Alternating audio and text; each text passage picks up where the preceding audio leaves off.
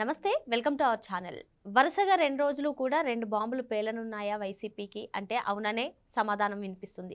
మరి ఏం జరగబోతుంది సెప్టెంబర్ 15న అంటే సోమవారం రోజు ఏపీ లిక్కర్ స్కామ్‌కి సంబంధించి మరో ఛార్జ్ షీట్ దాఖలు చేయనున్నారు సిట్ అధికారులు. మరి ఆ ఛార్జ్ షీట్‌లో జగన్మోహన్ రెడ్డి పేరు చాలా సార్లు వినిపిస్తుందని, ఇక నెక్స్ట్ విచారణ ఆయనదేననే ఊహాగానాలు వినిపిస్తున్నాయి.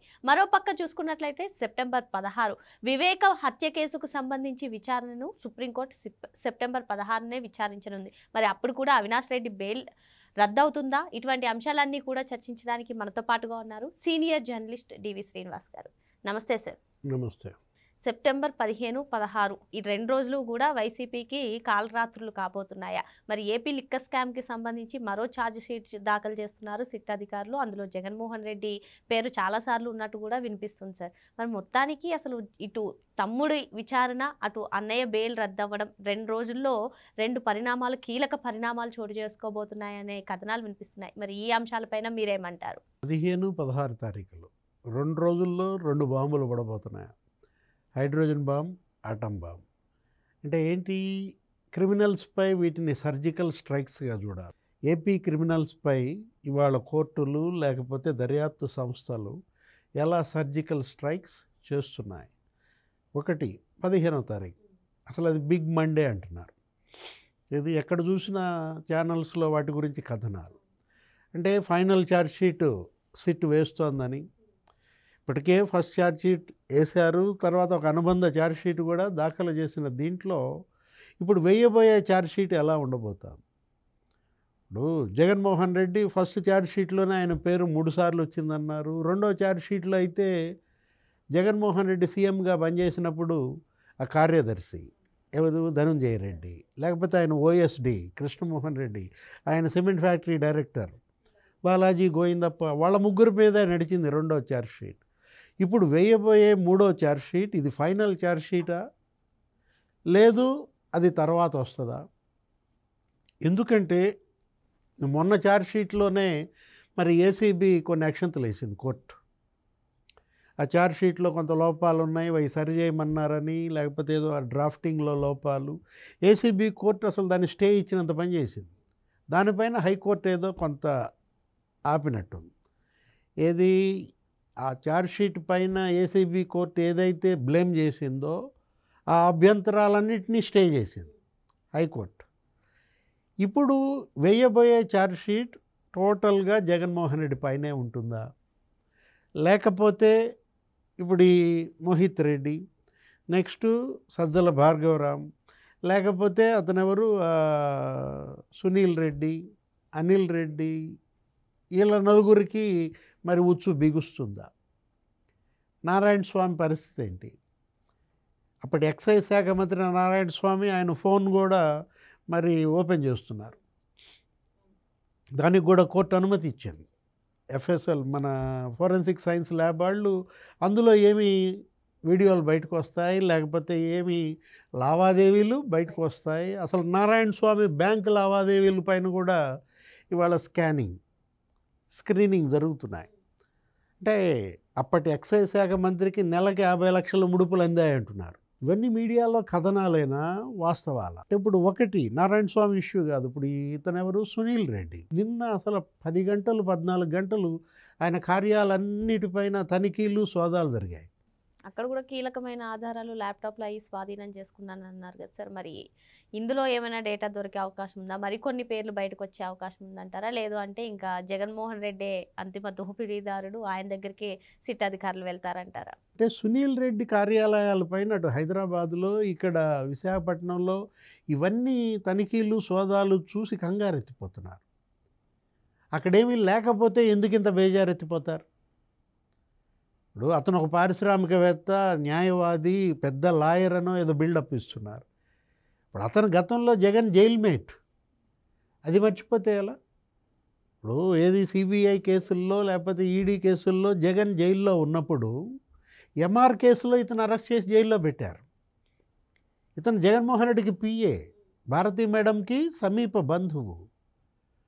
అంటే ఇప్పుడు సునీల్ రెడ్డి ఆయన కంపెనీలు డొల్ల కంపెనీలని కంప్లీట్గా ఈ మనీ ట్రాన్సాక్షన్ ఏది క్యాష్ అండ్ క్యారీ లిక్కర్ స్కామ్లో వసూలు చేసిన డబ్బుని మరి బ్లాక్ వైట్ చేసుకోవడానికే పెట్టిన కంపెనీలు అంటున్నారు. 24 కంపెనీల్లో అతను డైరెక్టర్గా ఉన్నాడు. అందులో అప్పుడు రాజశేఖర రెడ్డి ముఖ్యమంత్రిగా ఉన్నప్పుడు ఆ క్విడ్ ప్రోకో 1.0 అప్పుడు ఎన్ని ఉన్నాయి? 4 కంపెనీలు. ఇప్పుడు జగన్ సీఎం అయిన తర్వాతే మరి దగ్గర దగ్గర 10-17 కంపెనీలు పెట్టారంటే వీళ్ళు ఏమంటున్నారు? వాళ్ళ మీడియా, వాళ్ళ ఛానల్స్లో వాటిల్లో జగన్మోహన్ రెడ్డి అసలు జగన్ సీఎంగా 5 ఏళ్లలో, ఈయన 5 ఏళ్లలో 4 సార్లు కూడా రాలేదంటున్నారు. జగన్ ఎక్కడ కలవలేదంటున్నారు. కలవడం రావటం కాదు కదా ఇక్కడ సమస్య. ఆ కంపెనీలు అతనయ్యా కాదా? ఆ కంపెనీల్లో ఈ లావాదేవీలు జరిగినాయా లేదా? ఇప్పుడు చెవిరెడ్డి భాస్కర్ రెడ్డి నిన్న మనం చూసాం, అతను 8 కంపెనీలు, 16 మంది డైరెక్టర్లు ఎవరో తెలుసా? అతని డ్రైవరు, ఆ పిఏలు, ఆయన మరదలు, అతని బ్రదరు, అతని మేనమామ, మేనల్లుడు, అదో పెద్ద చెవిరెడ్డి సామ్రాజ్యం అంటున్నారు. ఇప్పుడు 7 కొండల పైన స్వామివారు ఉంటే కింద చెవిరెడ్డి సామ్రాజ్యం, భూమన సామ్రాజ్యం, పెద్దిరెడ్డి సామ్రాజ్యం. ఫస్ట్ టైం మనం అసలు ఆశ్చర్యపోతున్నారు అక్కడ. ఏది ఒకటి దాంట్లో ఉన్నటువంటి ఆ చెవిరెడ్డి జితేంద్ర నీ బ్రదరా కాదా? కజిన్. చెవిరెడ్డి సునంద మరి నీ మరదలా కాదా? ఇప్పుడు అతను ఎవరు? నవీన్. ఆ కేసులో A36 నవీన్ ఇన్ఫ్రా ఎవరిది? Jitendra infra, Naveen infra. ఏంటి ఈ కంపెనీలు ఎక్కడి? అన్నిటికీ చిరునామా ఒకటే డోర్ నంబర్, తుమ్మలకుంట. అదేమంటే God is there, nature is great అంటున్నాడు. గాడ్ ఈజ్ దేర్, దేవుడు ఉన్నాడు కాబట్టే ఇవాళ నువ్వు పట్టుబడ్డావా? ఇప్పుడు నేచర్ ఈజ్ గ్రేట్, ప్రకృతి గొప్పదే కాబట్టే నీకు బెయిల్ రావట్లేదా? ఇప్పుడు ఎంతమంది వీళ్ళు ముందస్తు బెయిల్కి వెళ్ళారు, లేకపోతే క్వాష్ వేశారు, ఏటిల్లో బెయిల్ రాలేదంటే nature is great, justice is great. ఇవాళ ప్రకృతి, దేవుడు, లేకపోతే ఏమంటున్నాడు చెవిరెడ్డి భాస్కర్ రెడ్డి? సిట్ కర్మ సిద్ధాంతం తెలుసుకోవాలి, స్పెషల్ ఇన్వెస్టిగేషన్ టీం అంట, పాపభీతి ఉండాలంట, నేను వేద పాఠశాల నడుపుతున్నాను, ఏదేదో చెప్తాడు. అంటే ఏ వేదం చెప్పింది, ఏ ధర్మం, ఏ మతం చెప్పింది నిన్ను డొల్ల కంపెనీలు పెట్టమని? ఇప్పుడు అక్కడ తిరుపతిలో తిరుచానూరు, అక్కడ ఏంటి నీకు? అక్కడ ఆలయ అర్చకుడు, ఏది ఆయన భార్య రేణుకానో ఎవరో, ఆమెకు ఒక 3 ఎకరాలు ఉంటే 24 లక్షలు ఇచ్చి 3 ఎకరాలు రాంచుకున్నారు. ఎంత? 36 కోట్లు అంట దాని ఖరీదు. అంటే 36 కోట్ల విలువైన భూమి చెవిరెడ్డి కొనేది ఎంతకి? ఇప్పుడు కత్తి పెట్టావా, గొడ్డలు పెట్టావా, ఎలా ఇస్తారు నీకు? ఇప్పుడు అక్కడ ఒక అంకణం ఖరీదు 2 లక్షలు అంట. నీ డ్రైవర్ ఎన్ని అంకణాలు కొన్నాడు? అంటే డ్రైవర్ అంటే జీతం ఎంత ఉంటుందమ్మా? 25,000, 15,000, 20,000. అట్లాంటి ఆడు అసలు మరి అంకణాలు భూమి ఎలా కొన్నాడు? మరి ఇది ఎలా పెట్టాడు కంపెనీలు? అంటే ఇప్పుడు ఒకటి చెవిరెడ్డి భాస్కర్ రెడ్డి ఇంకా ఇలా నటిస్తుంటే నేను వేద పాఠశాల పెట్టానంటాడు, ఆయన పెద్దిరెడ్డి నేను గోశాల కట్టానంటాడు, భూమన నాదకు గోశాల ఉందంటాడు, గుడులు కట్టామంటారు. దీనికోసమా? అంటే వీళ్ళు ధర్మాన్ని అడ్డం పెట్టుకుని ఎంత అధర్మంగా వ్యవహరించారు, ఎంత అన్యాయంగా కొల్లగొట్టారు. ఇవాళ పట్టుబడ్డారు. ఇప్పుడు అతనిది ఎవరైనా అవినాష్ రెడ్డి కేసు కూడా వస్తుంది, ఇంకో బాంబు. అది ఏదది? వివేక హత్య కేసులో అవినాష్ రెడ్డి కస్టోడియల్ విచారణ అవసరమా అని అడిగింది. సుప్రీంకోర్టుని మరి ప్రశ్నించింది ఏది? సిబిఐ. అసలు నువ్వు ఈ కేసు నువ్వు ఇంకా కొనసాగిస్తావా, కేసు క్లోజ్ అయిందా అని అడిగింది. ఇక్కడ సిబిఐ అసలు డొంక తిరుగుడుగా మాట్లాడితే ఎలా? అది కిరాతక హత్య. ఒక ముఖ్యమంత్రి తమ్ముడు ఆయన అసలు రాజ్యసభ తప్ప అన్ని సభల్లో ఉన్నాడు. జగన్మోహన్ రెడ్డికి బాబాయ్ కిరాతకంగా చంపితే ఇంకా ఆ కేసు ఇప్పుడు 7వ సంవత్సరం, ఇంకా కొలిక్కి తేకుండా ఏంటి అడిగింది సుప్రీంకోర్టు తప్పు లేకుండా అవినాష్ రెడ్డి కస్టోడియల్ విచారణ మీకు అవసరమా కాదా, మరి అతను బెయిల్ రద్దా?